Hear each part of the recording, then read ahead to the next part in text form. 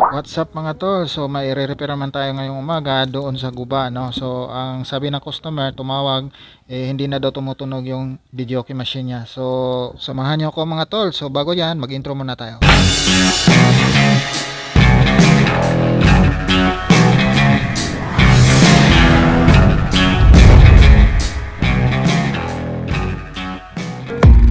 I don't really know what comes next. I'm just doing my best, even though I'm so stressed. So ayan, nakarating na tayo sa bahay ng customer natin mga tol. Ayan. So lapitan natin yung videoke nila mga tol, no? So ito na yung unit niya mga tol, no? So lapitan natin, tingnan natin yung loob. So Mega Pro yung unit niya, yung player niya na gamit mga tol. So ngayon, iti-test muna natin to. I-switch on natin muna. So naka-plug na to mga tol. Ayan. Switch on ko muna. So tignan natin, oh. Ayan. So nag-power on na yung player niya. Antayin lang natin mga tol. Ayan. So old model pala tong Mega Pro na gamit niya. Ayan. Magsiselect muna tayo ng kanta mga tol. Ano nga bang kantang alam natin? Kahit ano na lang mga tol. Ayan. So nag-play na siya mga tol, no? So volume up muna natin. Sagad natin yung volume. Ayan. So wala talagang marinig mga tol, no? Problemado talaga yung audio nito. So buksan muna natin mga tol. Ayan. So unang-una, syempre i-check natin yung amplifier niya. So ayan, it's 735 yung gamit niya na amplifier mga tol. So kita nyo naman, may power siya pero walang tunog. Ayan. Kita nyo naman yung volume. Nangalahati na yung volume pero wala pa rin tunog. So try nating switch off tsaka switch on natin balik ulit. Yan. So wala tayong marinig na relay mga tol. Wala tayong marinig na nag-click na relay. So may problema talaga tong amplifier na to. So ang gagawin natin ngayon, tatanggalin natin to at i-check natin kung anong dahilan kung bakit hindi siya tumutunog mga tol. So pause ko muna. So ayan, tinanggal ko na yung amplifier niya mga tol galing sa videoke box niya. So buksan muna natin to mga tol. So i-check natin ngayon to mga tol, tong relay niya kung i-click ba, no? O obserbahan natin kapag plug-in natin to. So pansinin niyo mga tol, kapag switch on ko tong power switch niya, obserbahan natin tong relay na to, no? Yan. So ayaw niya mga tol, no? Ayaw niya mag-relay. Switch off ko ulit, saka switch on. Ayan, hindi gumagalaw yung relay niya, hindi nagki-click, no? So kung mapapansin nyo dito, gumagana naman yung mga blower at fan niya, no? Umiikot naman sila. So kapag ganito yung sira mga tol, tandaan natin na may issue yung amplifier circuit natin, kaya ayaw niyang mag-click, no? Itong relay natin. So kadalasan shorted to mga power transistors na to. Check natin yan mamaya. At iba pang mga dahilan kung bakit yan nag-short. Siya nga pala, so i-check muna pala natin tong fuse na to. Dalawa to mga tol, yun. So mag-check tayo ng resistance, no? Yan, naka buzzer mode tayo. Kadalasan kasi na-open to eh. Yan, check natin. Hirap mga tol. Wala kasi tayong tagahawak ng camera. So pagbigyan nyo na. Yan.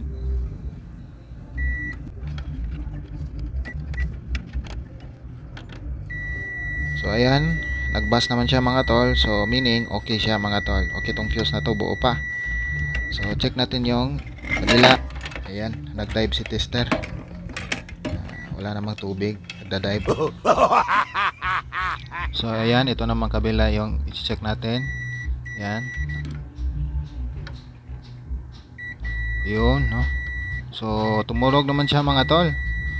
So balik natin yung kabila.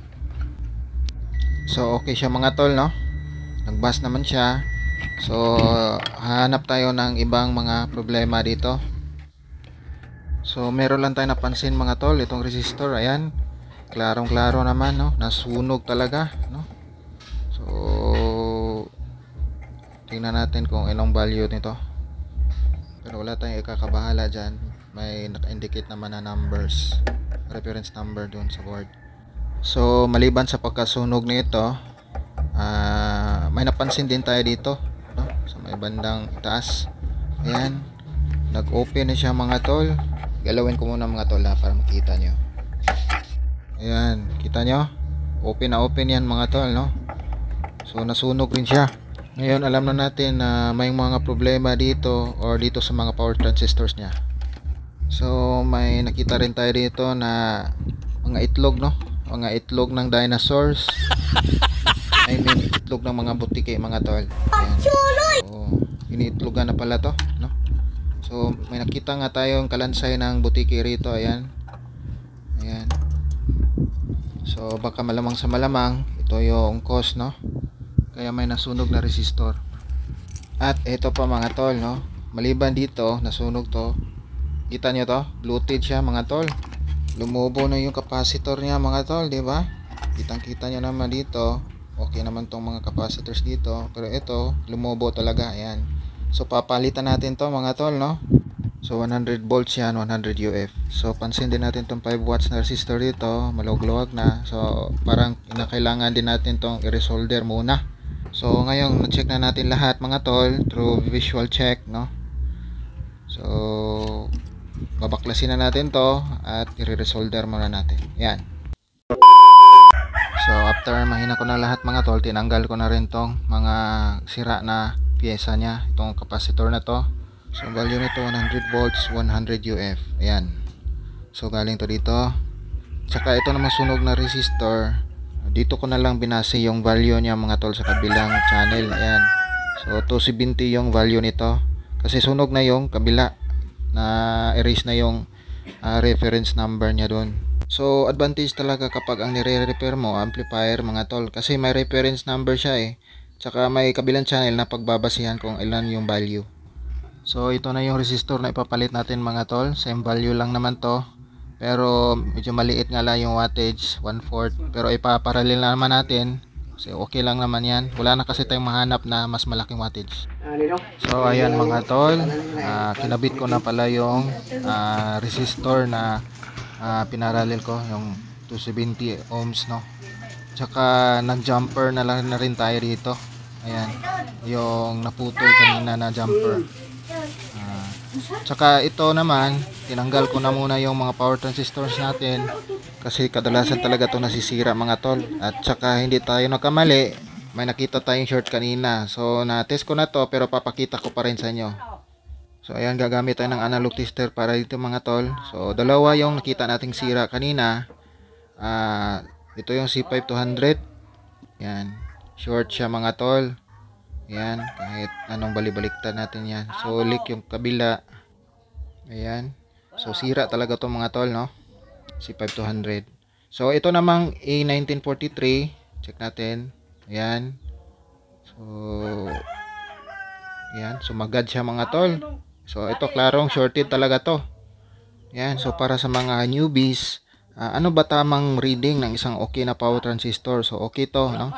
So dapat ito base emitter meron. Kapag binaligtad mo yan, dapat wala. Ayan. Ayan. So ayan mga tol. So collector emitter, wala yan dapat. So okay to mga tol. So yan yung tamang pag-test. So problema tong dalawang to, no? Papalitan natin to mga tol. Ayan. So ito yung malabo sa camera, no? A1943 tsaka C5200. Ayan. Malabo talaga. So papalitan na natin to mga tol, no? Bili lang tayo. So ayan, nakabili na tayo ng power transistors niya mga tol. Ito yung C5200 tsaka A1943. Ayan, bago yan mga tol, no? Wala pa yung paste sa likod ha. So ito yung luma, no? Nasira mga tol. Dalawa ito. Yan, dalawa. So ito yung ipapalit natin mamaya mga tol. Okay. So ngayon, hindi muna natin ikakabit yung mga power transistors niya mga tol para maiwasan natin na masiraan ulit. So ito yung naputol kanina, nag-jump tayo dyan. For testing lang muna, no mga tol. Ililipat ko rin yan mamaya. So ngayon, Ititest na natin to nang wala itong mga power transistors niya na nakakabit dito. Para kung meron pang problema yung circuit niya, ligtas yung power transistors natin. So, ipa-plug in na natin dyan. Magtitest na tayo mga tol, no? Yan, pansa ko muna. So, obserbahan natin mga tol kung magkiklik na yung relay niya. So, switch off ko muna. Tsaka, obserbahan natin to mga tol, no? So, mag-focus tayo dito, no? Sa relay. Yan. Switch on ko na.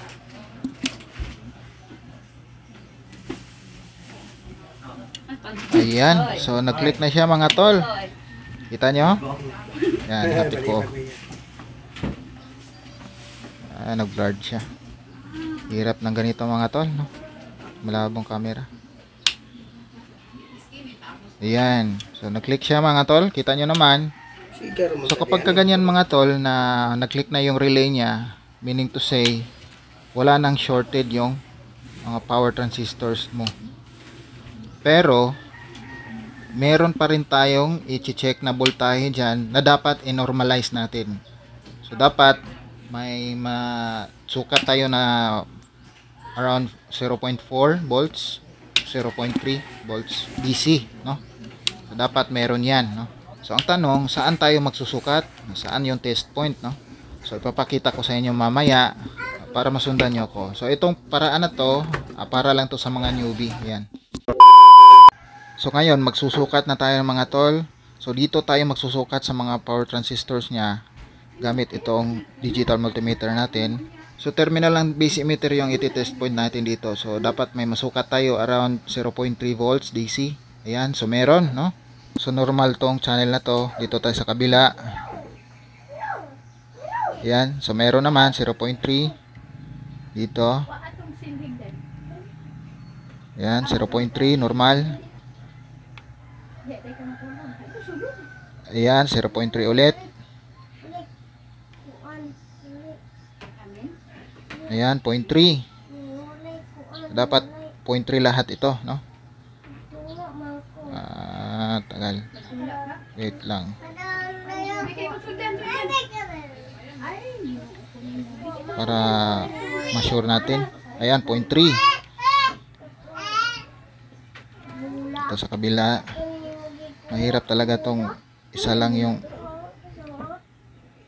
ayan. So, nahirapan tayo mga tol, no? Wala kasi yung tagahawak. Ayan, nag 0.3 na siya dito sa last. Ayan, 0.3 lahat ng mga tol. So, okay na yung circuit natin. So, pwede na nating ikabit itong mga power transistors natin tsaka yung bago na ipapalit natin. So, naikabit na natin yung mga power transistors mga tol. Ititest natin kung tutunog ba to gamit ang multimeter lang, no? So, wala tayong speaker. Nakakabit kasi sa video box niya. Para madali, ito na lang analog gagamitin natin. So, dapat pag tinouch natin tong auxiliary niya, igagalaw yung pointer ng tester. Ayan. So, gumalaw siya mga tol, yung pointer. So, lipat natin sa kabila, channel. So, ganun pa rin. Ayun, gumalaw pa rin yung pointer ng tester natin. So, yung negative test pala doon sa ground nilagay ko. Tsaka yung pula dito, no, sa speaker output niya. So 100% tutunog na to mga tol, no? So kabit ko na muna ulit. Ayan, nabalik ko na sa loob yung amplifier niya mga tol. At narinig nyo naman, tumutunog na, no? Sabi ko naman kanina, 100% natutunog na siya. Ayan. So hinaan ko muna mga tol, baka copyright tayo. Iwas copyright tayo. So ayan lang yung problema niya mga tol, no? Okay pa naman tong mga speakers niya dito. Saka itong mga tweeter niya gumagana pa naman, tumutunog pa. So meron lang tayo napansin dito, medyo garalgal siya, basag. So hindi speaker ang problema dito sa ano, sa kahoy niya mga tol, no? Pagkakagawa kasi nito parang binilisan lang yung pagkakagawa mga tol. So ayan, nawawala yung pandikit niya mga tol. Mabuti kasi dapat dito ini-screw to. Ayan, no? Kapag hinahawakan ko, nawawala yung garalgal niya. kapag binitawan ko, gumagaralgal siya. So that's all for today's video mga tol. Sana may natutunan kayo sa video natin ngayon. Huwag niyo kalimutan na mag-subscribe sa channel natin. Maraming salamat sa panonood.